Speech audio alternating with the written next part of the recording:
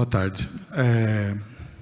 Obrigado pelo convite para apresentar um pouco do que a gente está fazendo lá na Exalc, algumas ideias. Agradeço na pessoa da Suzy, que me fez o convite, do Éder. Agradeço a organização, toda a organização do evento e os patrocinadores.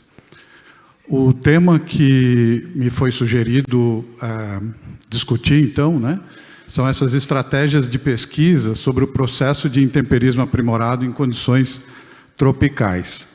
Então, a ideia é apresentar o que a gente está tentando fazer e quais são as dificuldades que a gente está tendo e como é que a gente está tentando driblar essas dificuldades. Por que medir o intemperismo é importante? Acho que depois da apresentação do Diego, não tem muito sentido a gente falar nisso, mas, enfim, reforçando, é porque, principalmente quando a gente está falando de remineralizador, agromineral silicático, se a gente conseguir identificar e, melhor ainda, quantificar as modificações que estão tendo no remineralizador ou no agromineral silicático que a gente aplicou no solo, essa é uma fonte muito legal de informação, né? A partir daí a gente pode entender os minerais que estão se formando, como o Diego colocou muito bem agora, né?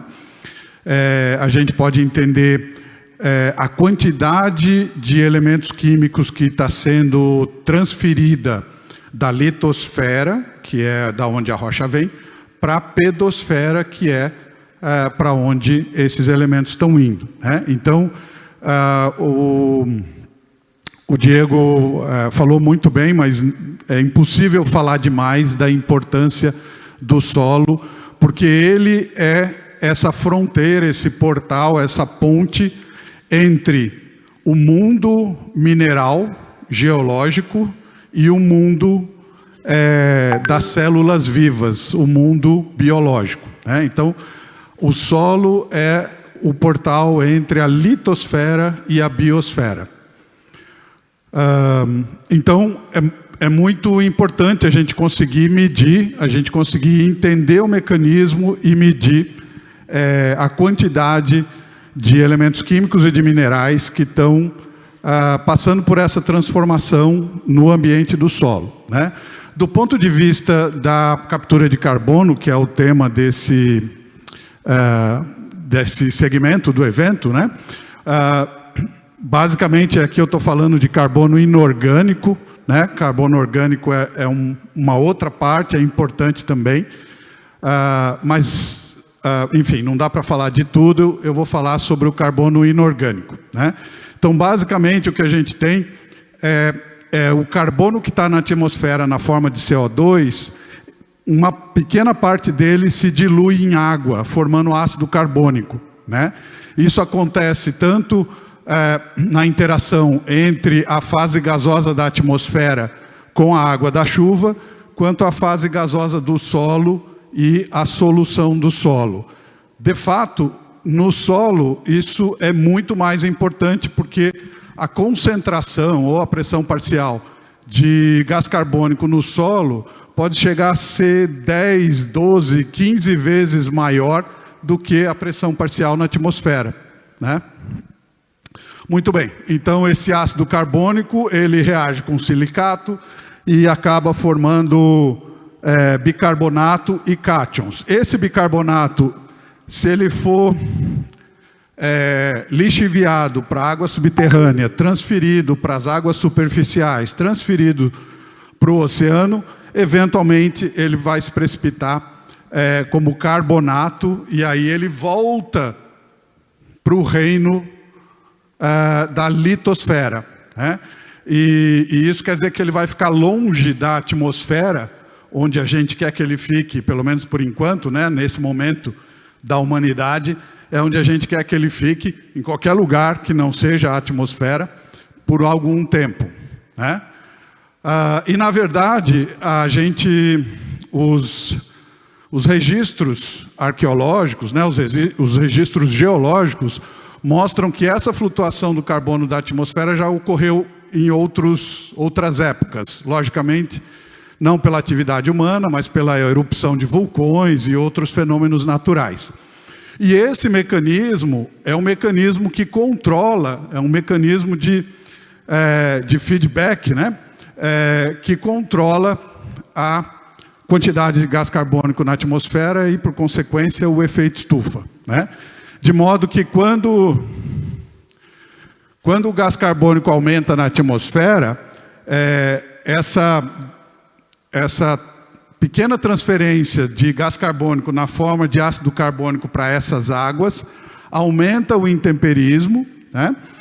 E com isso consome gás carbônico da atmosfera, diminui o efeito estufa, né? Quando diminui o efeito estufa, a temperatura volta a cair. Quando a temperatura volta a cair, o intemperismo fica mais lento, né?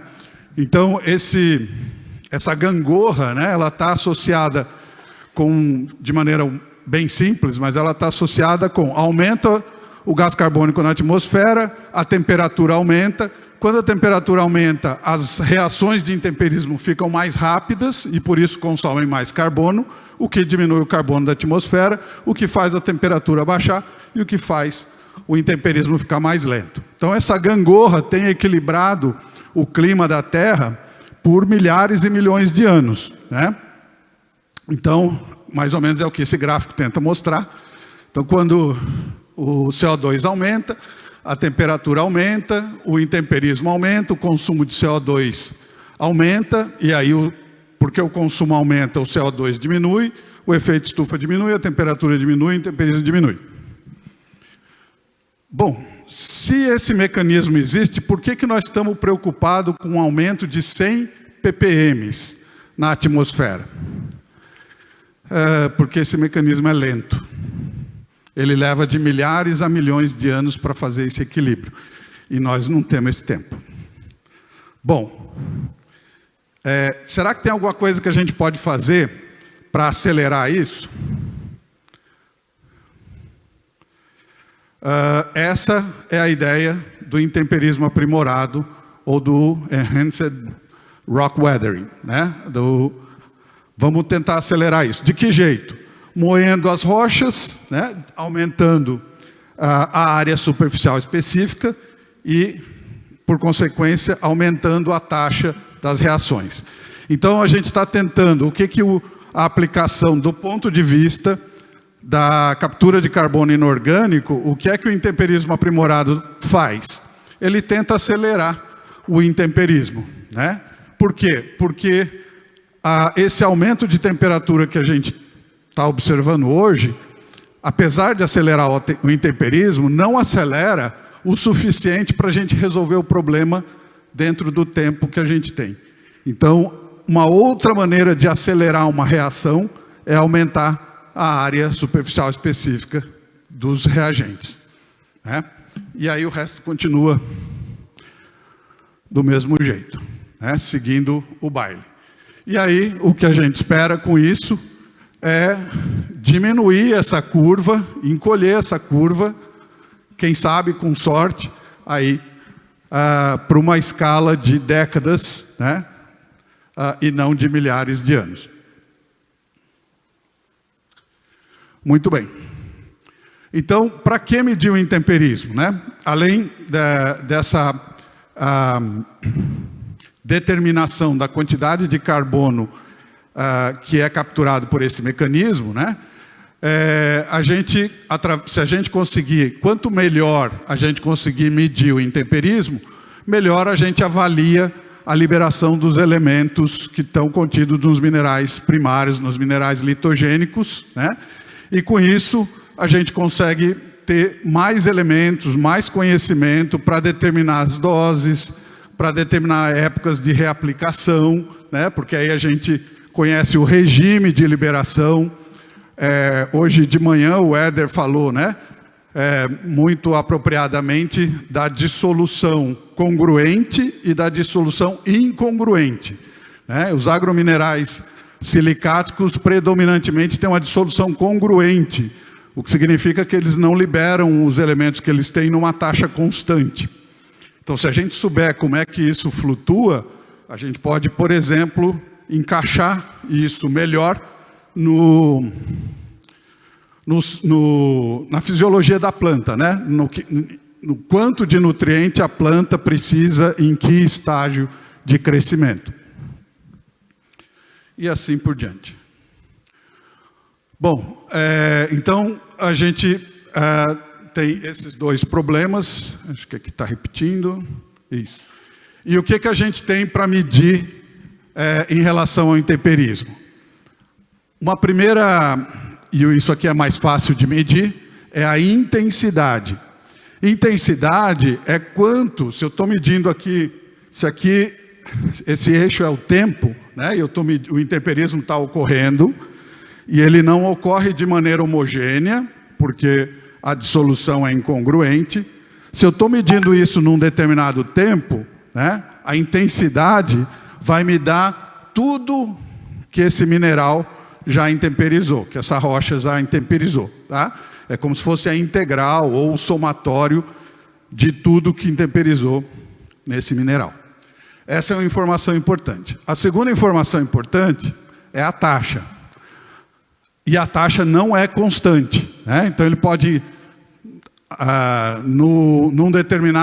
até um determinado estágio, ele pode intemperizar mais rápido, depois mais devagar, depois não intemperizar mais, né? Então é importante para a gente também entender essa variação na taxa de intemperismo. E isso seria o equivalente à derivada, né? Ou a tangente dessa curva aí. Do ponto de vista químico, a intensidade tem a ver com a estequiometria e a taxa tem a ver com a cinética. Muito bem. Quais são os problemas, no final das contas, para a gente medir isso? Para a gente medir a intensidade, um grande problema é a diluição. Por mais que a gente ache, poxa, 1 tonelada é coisa pra caramba, 2 toneladas é coisa pra caramba, não é, né? E aí, quando a gente vai pegar esse material para analisar, a gente tem muita dificuldade para encontrar os grãozinhos do remineralizador, do agromineral silicático, diluídos no solo. A outra dificuldade é que essas reações são muito lentas. Muito bem, como é que a gente tem tentado lidar com isso? Em relação à diluição, né? Então, se a gente imaginar, só para a gente ter uma ideia do problema, né?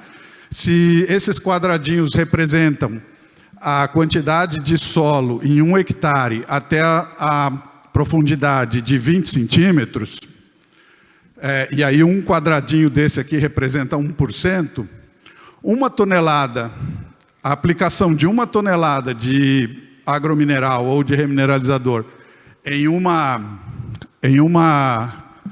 camada de 0 a 20 em 1 hectare, representa entre 0,03%, se eu estou falando, assumindo a densidade de 1,6 grama por megagrama, tonelada por metro cúbico.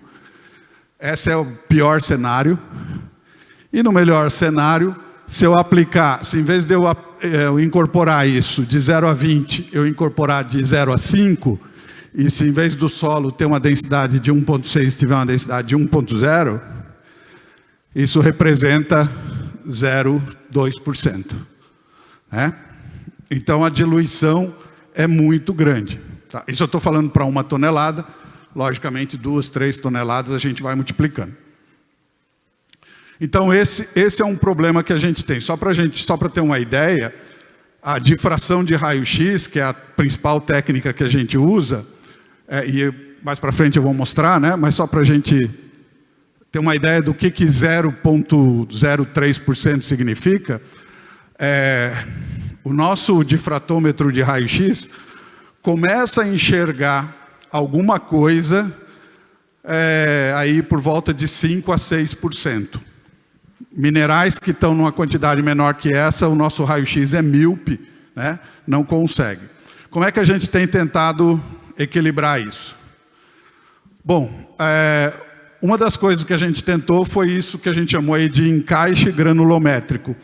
Num dos experimentos a gente percebeu, né, que a granulometria do solo, que são as colunas azuis, tinham muito poucos grãos na fração terra fina, na fração areia muito fina, que é essa que está aqui embaixo, né? Aí tinha bastante material na fração areia fina, mais ou menos na areia média, um pouco menos na areia grossa e um pouco menos na areia muito grossa. Então o que a gente fez, a gente pegou o remineralizador, peneiramos e montamos a nossa granulometria do remineralizador, concentrando em torno de 50% dos grãos na faixa onde o solo não tinha muitos grãos, né? Com isso, né, nesse experimento a gente usou uma dose de 21 toneladas por hectare, o que dá mais ou menos 1,05%, muito baixo ainda. Mas se a gente, depois do experimento, a gente separar de novo essa fração, nesta fração a gente tem 10% de remineralizador em relação à quantidade de solo. Funcionou mais ou menos, né? A gente trabalhou com 5 remineralizadores, né?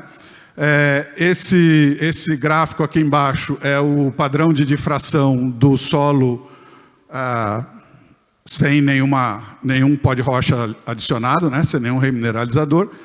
E aqui em cima são dos diferentes remineralizadores.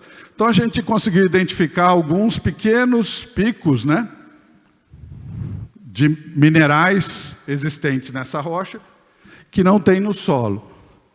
Legal, foi bacana, mas não serviu para muita coisa. Esses picos ainda são muito pequenos, a gente não consegue quantificar, a gente não consegue fazer muita coisa com eles. Mas tem um caminho aí, né? Tem um potencial aí para a gente tentar melhorar isso nos próximos experimentos. Esse aqui é só para mostrar, é um experimento que, na verdade, enfim, é um experimento, uma montagem que a gente fez. A gente misturou quartzo com feldspato potássico e quartzo com feldspato com plagioclásio, né? A gente misturou desde só quartzo, 100% de quartzo e 0 de ortoclásio, e fomos aumentando de 1 em 1% o ortoclásio para ver onde é que o nosso raio-x começava a enxergar alguma coisa. E vejam que o resultado é diferente para diferentes minerais, né? Nenhuma novidade nisso. Mas aqui para os feldspatos potássicos a gente começou a enxergar alguma coisa em torno de 7%. E para os plagioclásios aí em torno de 4 a 5%. Mas ainda assim, né, é um pico aí que não dá para a gente fazer muita coisa com ele. Então, realmente, para trabalhar, a gente vai ter que ou aumentar, dar um jeito de aumentar essa concentração, ou seguir por outros métodos, né? Outra coisa que a gente tentou, esse mais em termos, né, em experimentos de campo, são os litter bags, que são saquinhos porosos, onde a água atravessa, né, o tecido do saquinho, e a gente coloca o agromineral, ou, enfim, ou o remineralizador dentro do saquinho e enterra o saquinho no solo, né, para deixar ele se intemperizar nas condições do solo. Então, esse experimento a gente começou, a primeira vez que a gente usou isso foi em 2014, e nós enterramos em 3 ambientes diferentes, na lavoura de milho, no capim-elefante e num fragmento de mata secundária. Obviamente, os outros não sobreviveram muito, a gente recuperou eles com 1, 2 anos, né? Mas na floresta a gente conseguiu deixar por praticamente 8 anos, né? Aqui estão uma visão aí da floresta, as estacas, mostrando onde foi enterrado o saquinho, aqui os buracos que a gente fez para recuperar o saquinho, a degradação na estaca, e aqui esse saquinho sujo aqui, enfim, esse saquinho tingido, né, pelo solo é o nosso litter bag. Então a gente conseguiu recuperar não muitos, né? Nós enterramos acho que 8.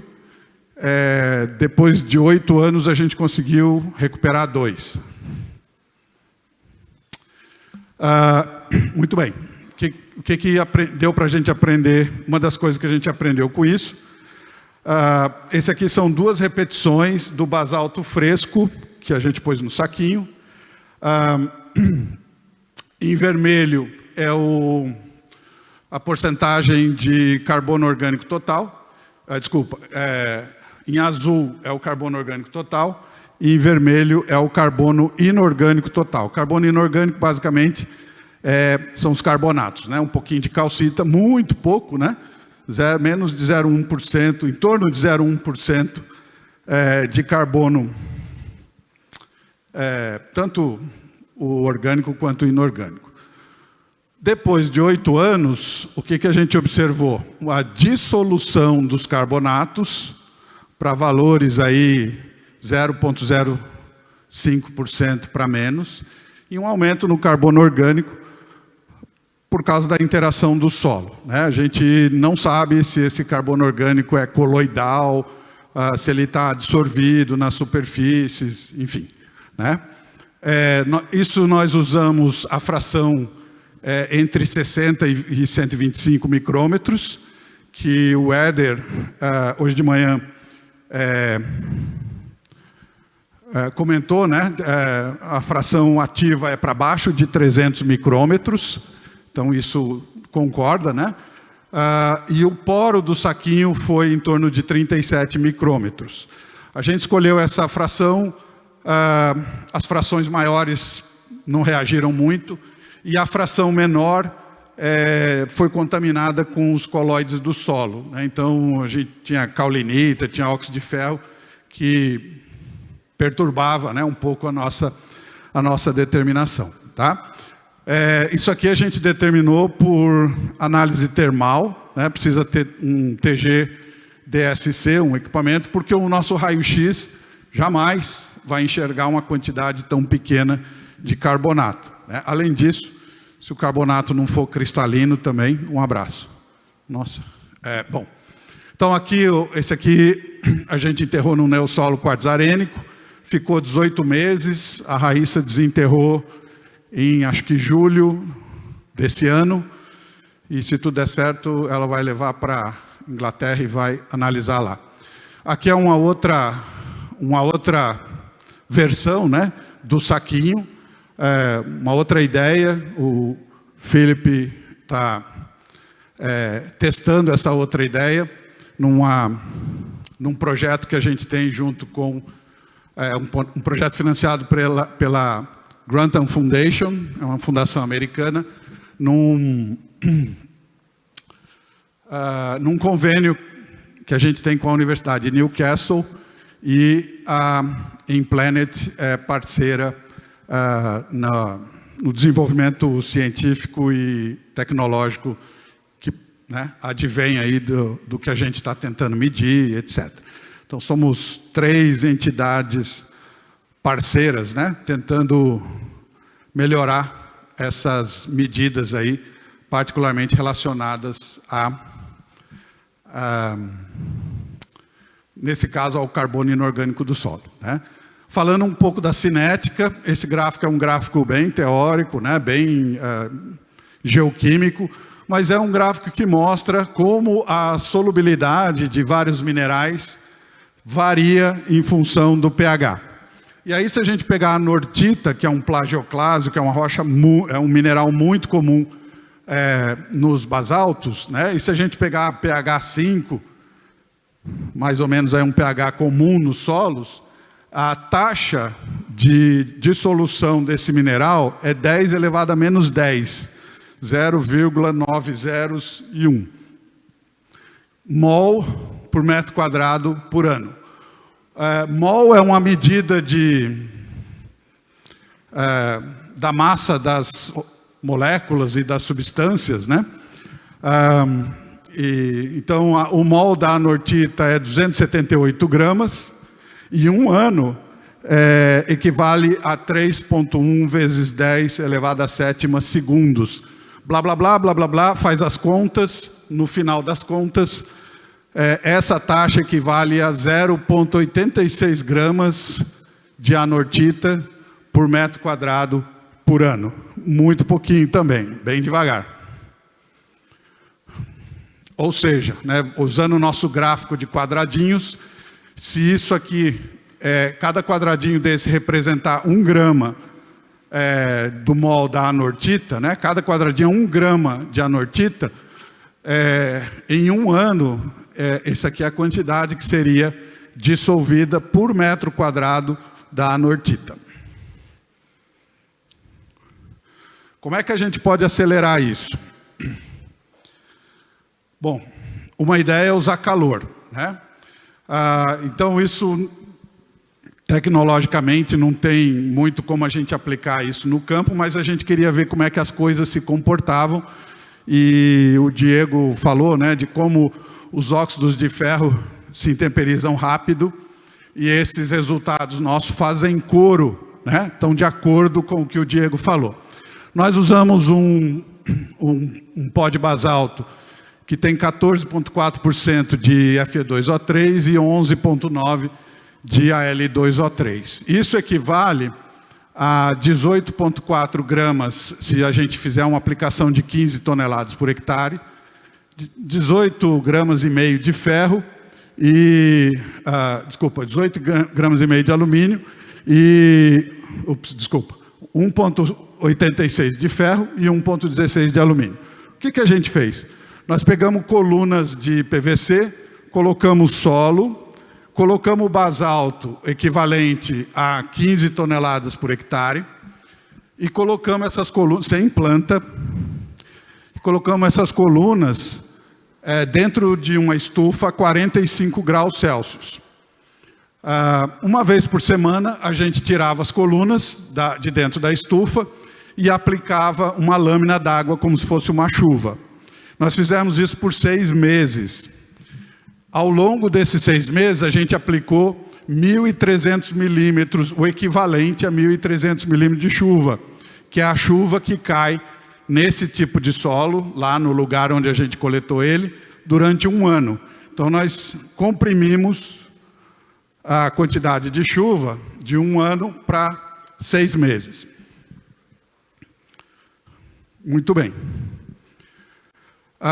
Desses 1,86 gramas de ferro, 0,22 gramas de ferro apareceram como produtos do intemperismo, né? A gente vê isso atacando a amostra, extraindo o ferro da amostra com oxalato de amônio, né? Então, se esses quadradinhos são 100%, né, essa quantidade aqui é basicamente 12%. Né? Então, em 6 meses, nesse regime, sem planta, né? Acho que nessa altura do evento, a importância do biointemperismo está bem estabelecida. Então, aqui não tem, basicamente, não tem biointemperismo, né? Ou se tem é bem prejudicado pelos ciclos de umedecimento e secagem e pela ausência, né, de qualquer organismo que faça fotossíntese e possa aportar carbono reduzido, né, dentro do sistema. Se teve alguma atividade biológica, foi em cima do carbono redutível que ainda existia, não deve ter durado muito. Bom, então, esses quadradinhos vermelhos representam os 12% de ferro que são produtos do intemperismo, muito provavelmente dos piroxênios que tinha no pó de rocha.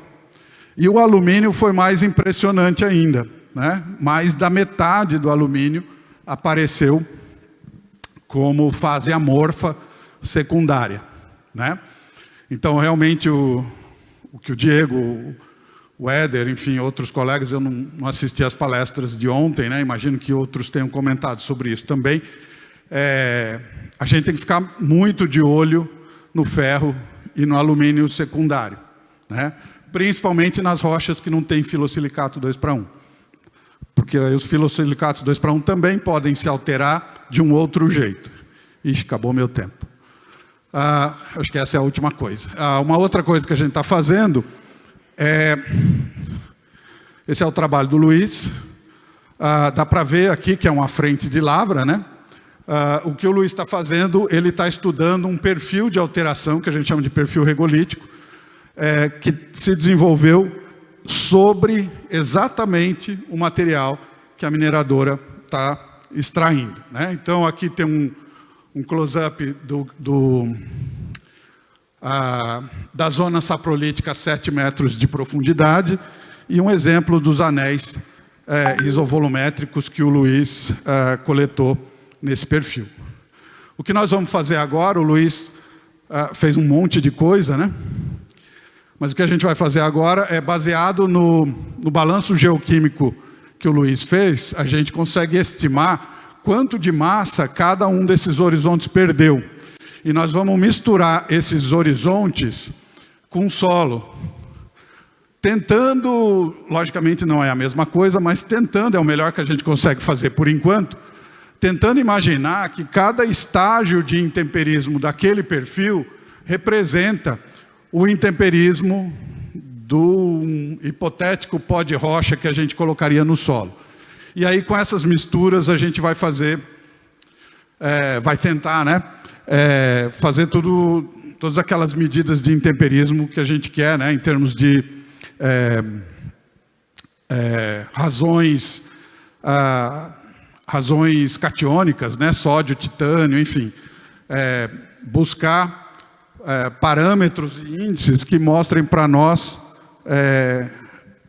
esse avanço do intemperismo, né, nesse nosso pó de rocha simulado, né? Então, testar a sensibilidade de detecção, que foi um dos problemas que a gente teve, né, uma das dificuldades que a gente tem que avançar, simular o intemperismo, ver a biodisponibilidade, enfim. Material interessante para a gente fazer uma série de investigações. Algumas das coisas que a gente aprendeu. A diluição é gigantesca, é enorme. Considerando tanto a diluição quanto a lentidão, quando a gente vê os efeitos agronômicos da aplicação, que os colegas têm mostrado em abundância nesse evento, é impressionante, é algo impressionante, né? Porque parece que o resultado é muito maior do que a natureza, né, das coisas que a gente está colocando. Logicamente, existe um erro potencialmente muito grande nesse raciocínio, porque basicamente a gente se baseia na única informação que a gente tem, que é a alteração em laboratório e não em campo, né? Então, em laboratório a gente simplifica um monte de coisa, inclusive não deixar nenhuma célula viva interferir. Então, logicamente que o microbioma deve ter um papel fundamental catalisando, né, os efeitos do pó de rocha. Caracterizar o solo é fundamental, né? Estudar os agrominerais silicáticos sem entender o solo, por causa dessa diluição, é como a gente colocar um grãozinho de sal dentro de uma caixa d'água, o mesmo grãozinho de sal dentro de uma caixa cheia de vinagre, numa caixa d'água cheia de vinagre, o mesmo grãozinho de sal dentro de uma caixa d'água cheia de álcool. E aí a gente fica olhando e fala, nossa, olha, lá ele dissolve de um jeito, aqui de outro e aqui de outro. Por que será, né? Esse grãozinho, esse mineral é meio maluco, ele dissolve, em cada uma ele dissolve de um jeito. Lógico, se eu não estiver prestando atenção no solvente, né, em que meio esse mineral está se dissolvendo, eu nunca vou conseguir entender por que ele se dissolve de maneira errada. Porque a diluição é gigantesca, né? Então, lógico que a gente tem que levar em conta o solo, além do mineral, logicamente, o solo, né? Então, falando um pouco dessa parte de microbiologia, a gente está tentando, né, entrar um pouquinho nisso. Isso é um trabalho da Betânia. Mesmo solo, 5 tipos diferentes de rocha. No primeiro mês, isso é o genoma da comunidade bacteriana. Tá? A gente não teve dinheiro para fazer os fungos, fizemos só o TRFLP das bactérias. Primeiro mês, não aconteceu nada, todo mundo igual, só o KCL, que deu um pico lá para cima, mudou tudo, mas a ideia não deixa o KCL para lá. Depois de 4 meses, começou a haver uma diferenciação na comunidade bacteriana. Depois de 8 meses, a comunidade do granito estava completamente diferenciada dos outros. Os 3 basaltos estão bem associados, o fonolito e o controle, né? Então, sim, as bactérias, enfim, pode ser o litobioma, pode ser bactérias suspensas no ar, podem ser bactérias dormentes no solo, não sei, mas que elas se diferenciaram, né? Então, realmente existe uma correlação bastante forte, bastante intensa, bastante evidente entre as bactérias, a comunidade bacteriana do solo e os tipos de rocha que a gente coloca. E a gente colocou 3 basaltos parecidos, mas com alguma diferença. A ideia era a gente enganar as bactérias, não deu certo, né? As do basalto ficaram muito parecidas, né? Elas identificaram quem eram os basaltos e quem era o granito e quem era o fonolito. Então o Éder falou hoje de manhã sobre o manual de métodos, né, de análise de insumos agronômicos, e eu sempre que a gente fala em métodos, me vem essa imagem na cabeça, né? Então, insumos muito solúveis, talvez sejam como esse tipo de carro aqui. E agrominerais, talvez seja como esse tipo de carro aqui. Será que é justo a gente colocar os 2 para apostar corrida na mesma pista? Né? Usar o mesmo método para avaliar? Usar os mesmos índices de eficiência agronômica para os 2?